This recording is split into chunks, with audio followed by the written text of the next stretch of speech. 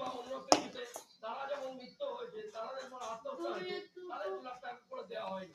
তারা তো পড়াশোনা করেনি, তারা চাকরিও পায়নি, পয়সা দিতে পারেনি।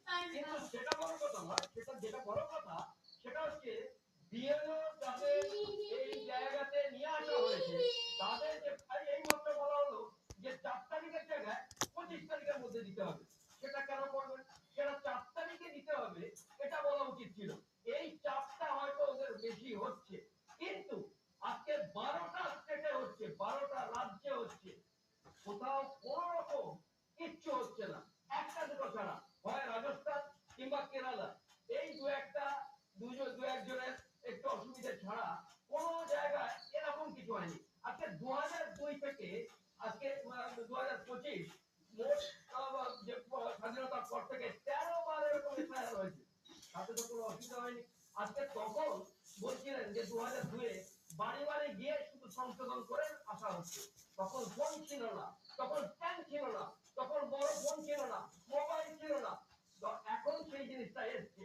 এখন মোবাইল টু মোবাইল দিতে হবে, ডিজিটাল করতে হবে, আজকে স্ক্যান করে দিতে হবে। এগুলো অবশ্যই, যেগুলো যারা জানেন না, যারা একটু এই ব্যাপারে পিছিয়ে আছেন, তাদের দেখতে হবে। ইলেকশন কমিশনকে অবশ্যই দেখতে হবে। আমি যেটা কথা এইটা তো অভিযোগটা স্পষ্ট।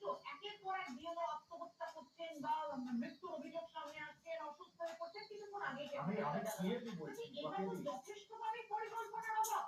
নির্বাচন কমিশন যদি যথেষ্ট সময় নিয়ে, প্রস্তুতি নিয়ে, একের পর এক ট্রেনিং দিয়ে পুরো বিষয়টা সম্পূর্ণ করতে, তাহলে এই অভিযোগগুলো আসতো না। প্রথমত পাপিয়াদি, বিএলওরা যে 18,000 টাকা করে পাওয়ার কথা, সেটা কিন্তু স্টেটের ফাইন্যান্স ডিপার্টমেন্ট ঝুলিয়ে রেখেছে।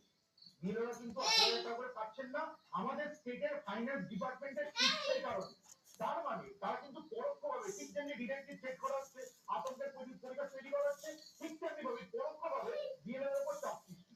আপনারা আজকেরই 6টার টিভিতে দেখাচ্ছিলেন একজন ভিডিওকে, সে তো স্টেট গভর্নমেন্টের অফিসার, একজন ভিডিও একজন বিএলওকে ঘন্টার পর ঘন্টা অফিসে এভাবে বসে হ্যারাস করেছে যে ভদ্রমহিলা বাড়িতে গিয়ে কেঁদে ফেলেছে। ওটা আপনারা দেখা এই ভিডিও কেন করলো? তার মানে পরোক্ষভাবে বিএলওর উপর চাপ সৃষ্টি করা। আর খালি তাই নয়, একটা প্রশ্ন উঠলো, যেটা আমি উত্তর দেবো। এক হচ্ছে প্রথমত ডেটা এন্ট্রি অপারেটর। আমি আবার বলছি, ডেটা এন্ট্রি অপারেটর বিযুক্তকরণ করার জন্য ইলেকশন কমিশন বারবার করে স্টেট গভর্নমেন্টকে বলেছে, স্টেট গভর্নমেন্ট সেটা করেনি।